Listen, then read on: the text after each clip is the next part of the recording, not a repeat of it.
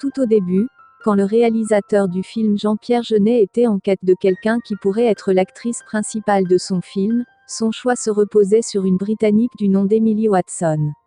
Il est littéralement envoûté par cette actrice anglaise lorsque celle-ci a joué dans un film de Lars von Trier intitulé Breaking the Wave, où elle a tenu brillamment son rôle de femme qui doit épauler son mari atteint d'akinésie. Ce responsable du film n'a plus d'yeux que pour Emily Watson.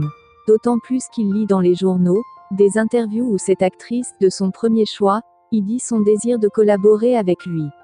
Cela justifie davantage sa détermination de lui accorder cette première place dans le film.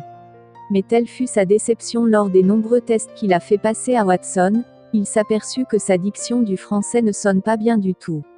Décidé à tout prix à faire de l'anglaise une actrice principale de son film, il doit encore échafauder un autre plan pour ne pas écarter Emily de son chemin.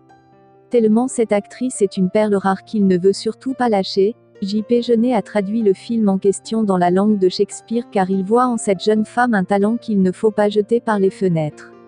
Tout semblait marcher comme sur des roulettes, mais cette fois-ci, c'est l'actrice, elle-même, qui avait une obligation d'ordre personnel de rester à la capitale britannique. Cet état des choses ne fait que couper l'herbe sous les pieds du pauvre réalisateur. Tout espoir d'avoir Emily Watson comme patronne du film, Le fabuleux destin d'Amélie Poulain, tombe à l'eau. Jean-Pierre Jeunet est donc contraint de choisir ses figurants en France.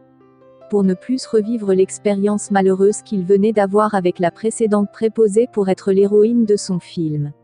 Mais sa préférence était encore, dans un premier abord, Vanessa Paradis et Emma de Caunes jusqu'au moment où il rencontrait Audrey Tautou avec son charme angélique. Ému, Jeunet lui-même lui a demandé en la voyant d'où elle vient.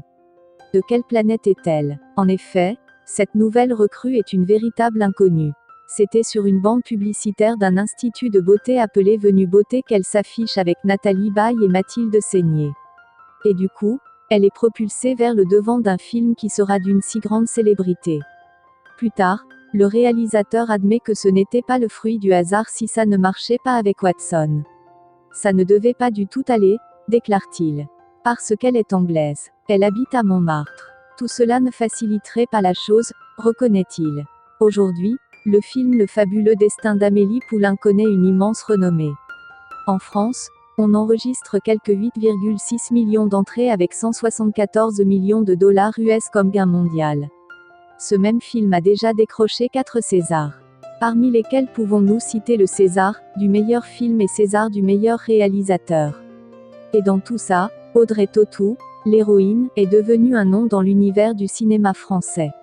Ce film fait d'elle l'actrice la plus demandée et recommandée de la France. La tenue de ce rôle constitue pour elle un véritable tremplin qui va désormais lui permettre de sauter plus haut.